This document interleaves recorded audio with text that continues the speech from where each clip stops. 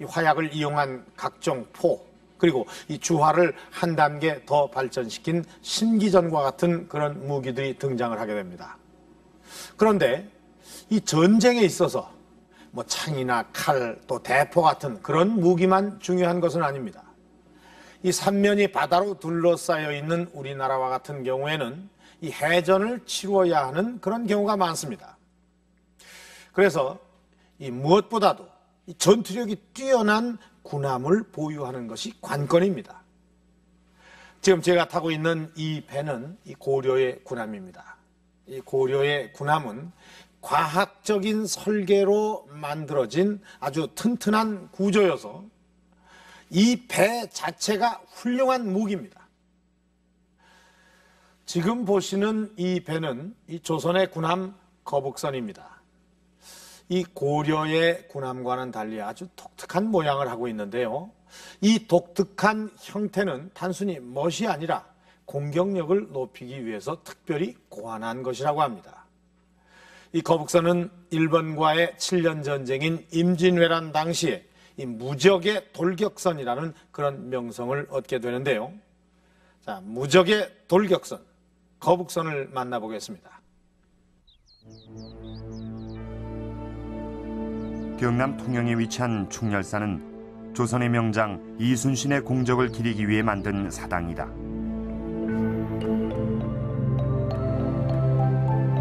충렬사는 1800년대 조선 수군의 훈련 모습을 그린 그림을 소장하고 있는데 삼도 수군 조련 전진도가 그것이다.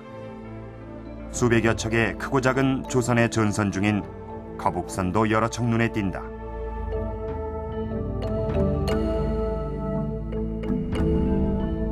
그런데 거북선 중에서 가장 큰 통제형 거북선에서 특이한 점을 발견할 수 있다.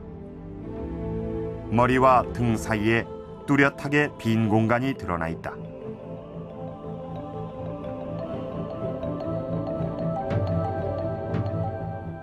이순신의 후손이 소장하고 있는 이 그림도 거북선의 모습을 담고 있다. 흥미롭게도 같은 시대에 그려진 두 그림 중 하나는 머리가 있는 반면 다른 하나는 머리가 없다. 이것은 거북선의 머리가 들락날락했기 때문이다. 지금 거북이 모양 들어갔을 때 이렇게 숨었다는 얘기거든요. 복은 엎드렸다는 얘기인데 이게 숨었다는 얘기도 되거든요. 그러니까 적선하고 싸우다가 이게 부딪히게 되면 이게 들어가고 필요에 따라서 나와서 이제 이 거북이 모가지가 지금 산 거북이 모양 들락날락했다 그런 얘기입니다. 그러니까 지금 그 거북선 저희 만들어 놓은 것이 말이죠. 그냥 그 상태랄 것 같으면 충돌되면 부서지거든요. 만약에 그럴 경우는 이게 들어가는 거예요. 그럼 까딱없죠.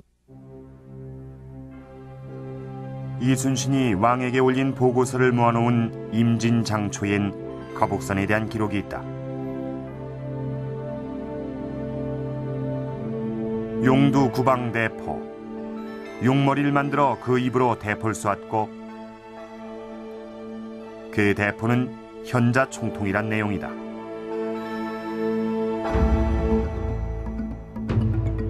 거북선의 머리를 들락거리게 한 것은 포대로서의 기능을 하기 위해서였다. 이것은 당시 그 어떤 전선에서도 찾아볼 수 없었던 독창적인 구조였다.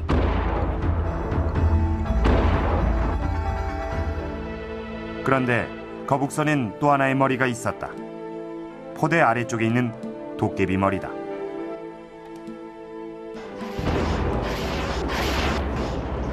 돌격선이었던 거북선은 적진 속을 헤집고 들어가 적선을 격침시키는 역할을 맡았다.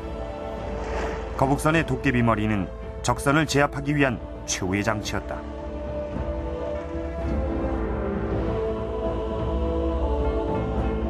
일본 사람들은 임난시대 때 이전에도 그랬고 비교적 배를 좀 가볍게 줬던 모양입니다. 삼나무란 재질을 이용해서 배를 아마 가볍게 줬던 것으로 그렇게 알고 있어서 아마 쉽게 파쇄가 되고 아마 그런 그 약점이 있었던 거로. 도깨비 머리는 적선을 침몰시키기 위한 충돌용 돌기였던 것이다. 조선과 일본의 7년 전쟁인 임진왜란 당시 거북선과 맞대결을 벌였던 일본의 주력 함선은 안택선이었다. 길이가 30여 미터인 안택선은 갑판 위에 2층 집을 지은 높은 구조를 하고 있다. 주위의 순간 갑판에 있던 전투원들은 상대편 배에 뛰어들어 백병전을 펼친다. 일본의 그 칼싸움 백병전은 일본 역사적으로 무사의 나라를 이름이 붙게 한 그 원인이 될 정도로 백병전의 나라죠. 조총은 임진년 한 50년 전에 들어온 거고 어찌나 보조적인 무기였었습니다. 해전 때도 보면 원칙적으로 적선에 올라가서 백병전을 해서 목을 베고 전리품을 얻고 또 배를 끌고 가든지 불사르든지 그게 기본 전술 개념입니다. 일본군의 백병전에 대응하기 위한 묘책으로 거북선은 덮개를 씌우고 그곳에 쇠못을 꽂았다.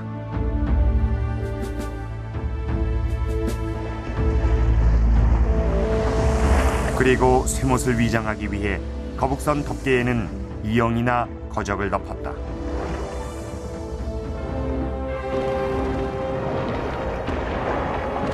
이런 사실을 모르고 백병전을 치르기 위해 거북선으로 뛰어든 일본군은 위장망으로 가려진 쇠못에 찔려 치명상을 입었던 것이다.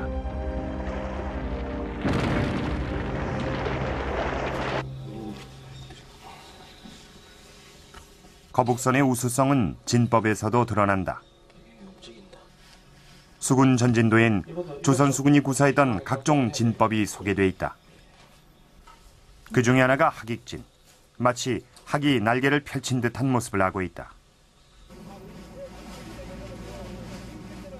1592년 7월 8일 경남 통영 앞바다 견내량에 일본군 함대가 정박해 있었다.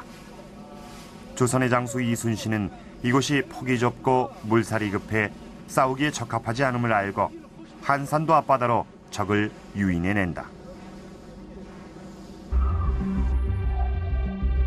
적선을 유인하던 조선 함대는 일제히 첨자진을 형성하며 나간다.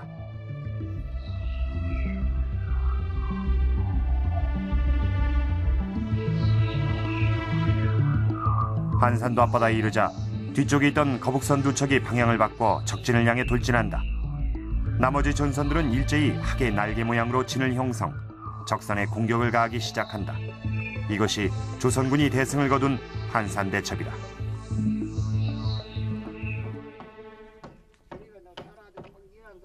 학익진에서 보여준 것처럼 거북선은 순식간에 180도로 방향을 바꿀 수 있다.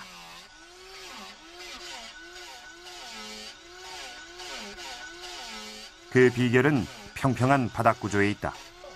바닥이 뾰족한 배는 물의 저항을 많이 받는 반면 바닥이 평평한 배는 물의 저항을 적게 받아 그 자리에서 쉽게 방향을 바꿀 수 있다.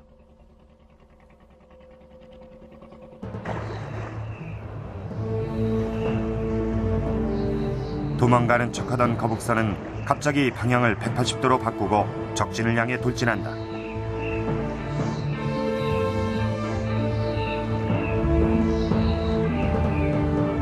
거북선에서 큰 용머리가 들락거리며 사정없이 적진을 향해 포를 쏘아댄다. 적선 가까이 다가간 거북선은 갑자기 앞으로 돌격, 도깨비 머리로 한 차례 충돌전을 벌인다. 거북선은 무적의 돌격선이었다.